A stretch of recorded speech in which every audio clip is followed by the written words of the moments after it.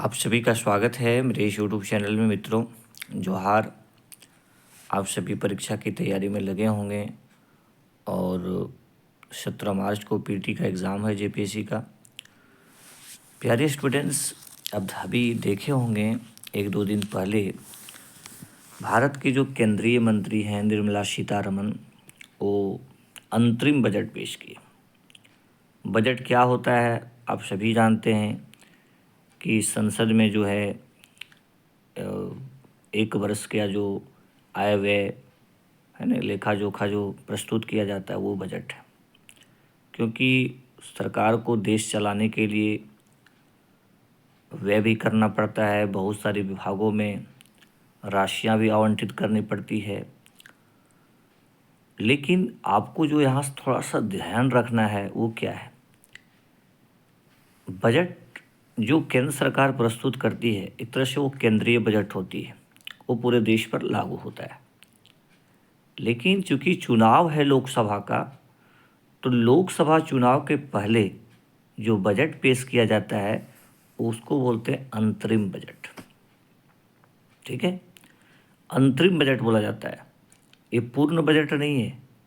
एक तरह से कह सकते हैं कि चुनाव के पहले का सरकार का जो खर्च है उसके लिए इसको पेश किया जाता है। जब चुनाव हो जाएगा तो फिर आएगा आम बजट, फिर बजट प्रस्तुत किया जाएगा। इसलिए इसको बोलते हैं अंतरिम बजट। थोड़ा सा ध्यान रखिएगा, एक अंतरिम बजट होता है, एक पूर्ण बजट होता है। अंतरिम बजट में सरकार कोई बहुत ज़्यादा बड़ी बड़ी घोषणाएं नहीं करती है और वो एक लिमिट रहती है, एक सीमित दायरे में रह कर के काम करती है। क्योंकि चुनाव के बाद फिर वो पूर्ण बजट पेश करेंगे। तो इस बार चूँकि लोकसभा का चुनाव है, इसलिए वित्त मंत्री सीतारमण जी जो हैं वो आपके अंतरिम बजट पेश किए। ठीक है, इसको ध्यान रखिएगा, इसमें ज़रा सा भी कन्फ्यूजन नहीं करना है। क्योंकि चुनाव होने के बाद फिर से जो है सो बजट पेश किया जाएगा, है ना, एक वित्तीय वर्ष के लिए। प्यारे स्टूडेंट्स, बजट तो पेश हो रहा है, लेकिन अभी आपको बारीकी से थोड़ा कुछ चीज़ें जानना पड़ेगा इकोनॉमिक्स को समझने के लिए, इंडियन इकोनॉमी को समझने के लिए। क्योंकि मैं देखा हूँ सिविल सर्विसेज के एग्ज़ाम में, पीसीएस के एग्ज़ाम में यहाँ से प्रश्न पूछे जाते हैं बजट से, आर्थिक सर्वेक्षण से। जैसे अभी ये देखिएगा, अंतरिम बजट में सबसे ज़्यादा जो खर्च करने की बात कही गई राशि वो है रक्षा। रक्षा के क्षेत्र में बहुत ज़्यादा बढ़ोतरी हुआ है। पहले जितना रक्षा के क्षेत्र में आवंटित राशि होता था उससे ज़्यादा हो गया है। ठीक है, तो थोड़ा सा इसको ध्यान में रखिएगा कि अंतरिम बजट में किस क्षेत्र में सबसे ज़्यादा राशि की बढ़ोतरी हुई है, तो रक्षा के क्षेत्र में। तो ये बहुत बढ़िया है और सुरक्षा के दृष्टिकोण से, क्योंकि यदि हमारा देश सुरक्षित होगा तब तो हम सुरक्षित होंगे, तब तो हमारा देश एक विकसित राष्ट्र बनेगा 2047 में। तब तो हम वर्ल्ड की तीसरी सबसे बड़ी अर्थव्यवस्था बन जाएंगे। अभी हम लोग 5वीं सबसे बड़ी अर्थव्यवस्था है, तो ये बहुत अच्छा है। ठीक है, तो कुछ चीज़ें हैं जो आपको समझना पड़ेगा। जैसे सबसे ज़्यादा जो है, यदि आप देखिएगा बजट पेश करने वाले, तो आपके मोरारजी देसाई जी हैं सबसे ज़्यादा बजट पेश करने वाले। प्रधानमंत्री के रूप में अभी आप उसको देख सकते हैं, सबसे ज़्यादा जो है सो मोरारजी देसाई, याद रखिएगा। ठीक है, मोरारजी देसाई ने सबसे ज़्यादा बजट पेश किए। प्यारे स्टूडेंट्स, थोड़ा सा ध्यान रखिएगा कि भारत में सबसे पहला बजट कब पेश किया गया, तो 1860 ईस्वी में पेश किया था। ठीक है, 1860 का तिथि आप सभी जानते हैं कि उस हमारा जो देश है वो आज़ाद नहीं हुआ था। तो उस समय जो है सो पहला बजट पेश किया गया था।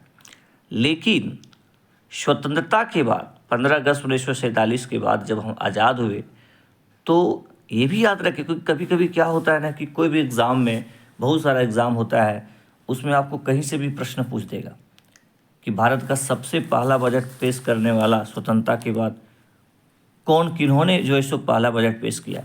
तो एक नाम आप ज़रूर याद रखिएगा, इसको थोड़ा सा आप देख लीजिएगा। ठीक है, नाम है 26 नवंबर 1947 को तत्कालीन वित्त मंत्री आर के सन्मुखम चेट्टी, याद रखिएगा, नाम याद रखिएगा, क्या बताए, आर के सन्मुखम चेट्टी ने देश का पहला बजट पेश किया था। सबसे बहुत इम्पोर्टेंट है, इसको याद रखिएगा। कब किया था, अभी आपको मैंने बताया 26 नवंबर 1947 को। कुछ चीज़ें हैं जिसको आपको याद रखना है। और 1860 में पेश हुआ था भारत का पहला बजट, इसको भी आप अपने नोट में जगह दे दीजिएगा, ठीक है। और जो पेश करने वाले थे वो कौन थे, अर्थशास्त्री जेम्स विल्सन, ठीक है। प्यारे स्टूडेंट्स, सबसे अधिक बार बजट पेश करने का रिकॉर्ड जो है सो मोरारजी देसाई का नाम है। उन्होंने 10 बार बजट पेश किया। वर्ष 1950 तक बजट जो है राष्ट्रपति भवन में ही छपता था। राष्ट्रपति भवन जो होता है ना, वहाँ पर ही छपता था। बाद में उसका मुद्रण होता था। मुद्रण स्थल को नई दिल्ली के मिंटो रोड स्थित एक प्रिंटिंग प्रेस में स्थानांतरित कर दिया गया। इस शुरुआती दौर में वही होता था। थोड़ा सा ध्यान में रखिएगा, कुछ प्रधानमंत्री भी हैं जिन्होंने बजट पेश किए, जैसे पंडित जवाहरलाल नेहरू जी। 1958 में तत्कालीन प्रधानमंत्री पंडित नेहरू ने बजट पेश किए थे और बजट पेश करने वाले वो पहले प्रधानमंत्री बने, ये भी याद रखिएगा।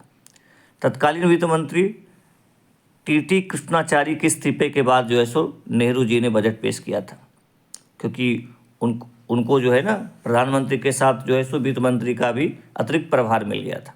तो ये भी आपको थोड़ा सा याद रखना है, क्योंकि इसके साथ ही आप लोग को कुछ हिस्टोरिकल पर्सपेक्टिव में भी कुछ सीखने को मिलेंगे।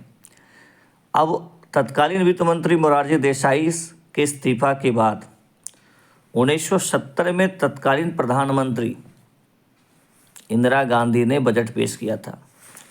इस प्रकार इंदिरा गांधी देश में बजट पेश करने वाले पहली महिला, उसे अभी निर्मला सीतारमण भी महिला है ना, वो भी वित्त मंत्री है, लेकिन चूंकि जो मोरारजी देसाई थे उन्होंने इस्तीफा दे दिया था और इंदिरा गांधी जी बजट पेश किए थे, तो इंदिरा गांधी देश में बजट पेश करने वाले पहली महिला थी, ये भी याद रखिएगा।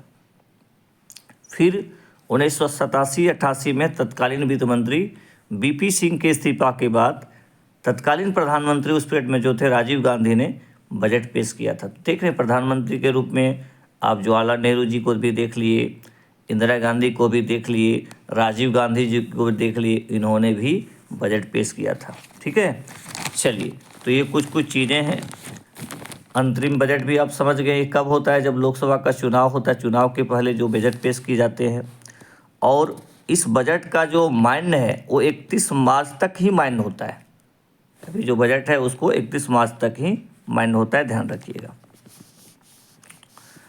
थोड़ा सा आप ध्यान रखिएगा, पूर्ण बजट आप सभी जानते हैं, किसी सरकार की ओर से पूर्ण बजट पेश करने का अर्थ सरकार की वार्षिक वित्तीय योजनाओं की जानकारी देना है।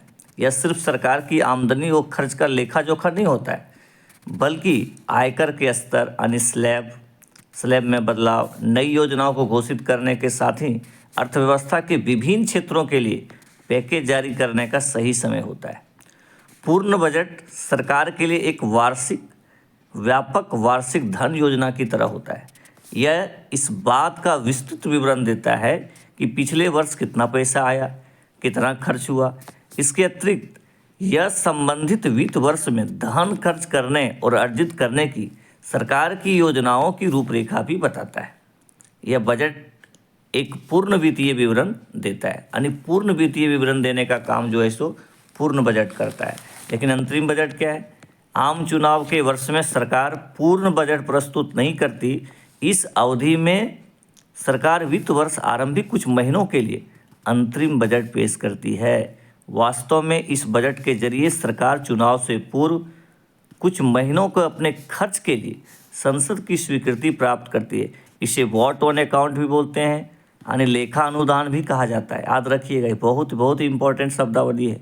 अंतरिम बजट में सरकार आयकर के नियमों में परिवर्तन को लेकर कोई घोषणा नहीं करती है, न ही वह किसी बड़ी योजनाओं की ही घोषणा करती है। ऐसा कोई नियम नहीं, ऐसा कोई नियम नहीं है, बल्कि एक परंपरा है। ठीक है, मौजूदा बजट इस वर्ष 31 मार्च तक मान्य है। तो ये कुछ चीज़ें हैं जिसको आप थोड़ा सा ध्यान रखिएगा। प्यारे स्टूडेंट्स, आपको कोई एग्ज़ाम में पूछा जा सकता है कि सबसे पहले पेपरलेस बजट कब पेश किया गया था। तो ये आपका फैक्ट है। सबसे पहले पेपरलेस बजट जो है सो 2021 में निर्मला सीतारमण ने पेश किए थे। इसको एकदम नोट कीजिएगा, बहुत बहुत इम्पोर्टेंट है। ठीक है, चलिए। और आपको मैंने बताया कि देश का पहला आर्थिक सर्वेक्षण 1950-51 में प्रस्तुत किया गया था। वर्ष 1964 तक इसे केंद्रीय बजट के साथ ही पेश किया जाता था, लेकिन इसके बाद क्या हुआ, बजट से इसको अलग कर दिया गया। बजट के एक दिन पहले आर्थिक सर्वेक्षण जो है सो पेश किया जाता है। तो कुछ फैक्ट डाटा था, इसको आप जान लीजिए, है ना, जान लिए। और यहाँ से भी आपको प्रश्न पूछा जा सकता है। अभी आपको मैंने बताया कि किस मंत्रालय को कितने पैसे मिले। तो अभी आप देखें कि रक्षा के खर्च में 11.1% तक बढ़ोतरी की गई, या जीडीपी का 3.4%। तो ये भी याद रखिएगा। बजट, इस बार जो बजट पेश किया गया, अंतरिम बजट, उसमें किस पर फोकस किया गया, किसानों, युवाओं, महिलाओं और गरीबों के कल्याण के साथ ही देश की सुरक्षा पर रहा। ठीक है, तो इसको भी थोड़ा सा ध्यान रखिएगा। लक्ष्य राजकोषीय घाटा जो है 4.5% होगा वित्त वर्ष, लेकिन 24-25 के लिए राजकोषीय घाटा 5.1%। तो 25-26 में 4.5% करने का लक्ष्य रखा गया है। ठीक है, तो इसमें थोड़ा सा देखिएगा। कुछ 4 सेक्टर है जिसमें कुछ बदलाव किए गए हैं। जैसे गरीब, 25 करोड़ लोगों को गरीबी से बाहर निकालना। गरीब कल्याण योजनाओं में 34 लाख करोड़ रुपए खाते में भेजे, गरीबी खत्म करने का लक्ष्य रखा गया। महिलाएं क्या है, करीब 1 करोड़ महिलाएं लखपति दीदी बनी। अब 3 करोड़ लखपति दीदी बनाने का जो है सो लक्ष्य रखा गया। तो ये भी फैक्ट डाटा याद रखिएगा। किसानों के लिए क्या है, नैनो यूरिया के उपयोग को बढ़ावा मिलेगा। पशुओं के लिए नई योजना, तो पीएम मत्स्य संपदा योजना का विस्तार किया गया। युवा के लिए क्या किया गया है, स्किल इंडिया मिशन के तहत 1.4 करोड़ युवाओं को ट्रेंड किया। रोजगार सृजन और बुनियादी विकास पर, है ना, 111 करोड़ रुपए खर्च होंगे। चलिए, अब बात थोड़ा सा और कर लेते हैं। पैसे जो है सो कहाँ से आएंगे। तो पैसे जो है सो उधार और अन्य से 28%, देनदारियाँ आयकर 19% आयकर से, केंद्रीय उत्पाद शुल्क 5%, निगम कर से 17%, गैर कर प्राप्तियाँ 7%, गैर ऋण पूंजीगत प्राप्तियाँ 1%, सीमा शुल्क 4%, जीएसटी और अन्य कर 18%। तो सबसे ज़्यादा भाई उधार से ही आ रहा है, उधार। ठीक है, चलिए।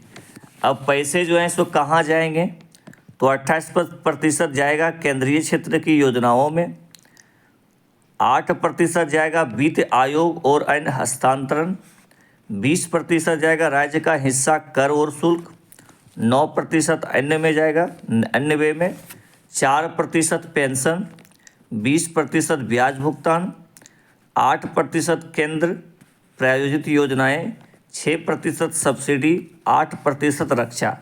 यानी सबसे ज़्यादा जो है सो केंद्रीय क्षेत्र की योजनाओं में जाएगा 28%। ठीक है, याद रखिए, केंद्रीय क्षेत्र की योजनाओं में सबसे ज़्यादा जो इन्वेस्ट किया जाएगा 28%। ठीक है, चलिए। तो ये कुछ चीज़ें हैं जिसको आप लोग थोड़ा सा ध्यान रखिएगा। हरित ऊर्जा पर भी फोकस किया गया है। वर्ष 2030 तक 100 मीट्रिक टन की कोयला गैसीकरण और तरलीकरण क्षमता स्थापित की जाएगी। परिवहन के लिए सीएनजी और घरेलू प्रयोजन के लिए पीएनजी में कॉम्प्रेस्ड बायोगैस के मिश्रण को अनिवार्य किया जाएगा। ये बहुत बड़ी इम्पोर्टेंट है और आप इन्वायरमेंट के दृष्टिकोण से भी इसको डाटा को आप कर सकते हैं। कुछ चीज़ें हैं थोड़ा सा ध्यान रखिएगा। 10 साल में जो है FDI दोगुना हो गया है। वर्ष 2014 से 2023 के दौरान FDI का अंतर्प्रवाह 596 अरब डॉलर रहा, जो वर्ष 2005 से 2014 के दौरान हुई FDI अंतर्प्रवाह के मुकाबले दोगुना है। ठीक है। सर्वाइकल कैंसर के लिए टीकाकरण की बात की गई है। सरकार सर्वाइकल कैंसर की खात्मा के लिए 9 से लेकर 14 वर्ष की लड़कियों के लिए टीकाकरण को प्रोत्साहित देगी।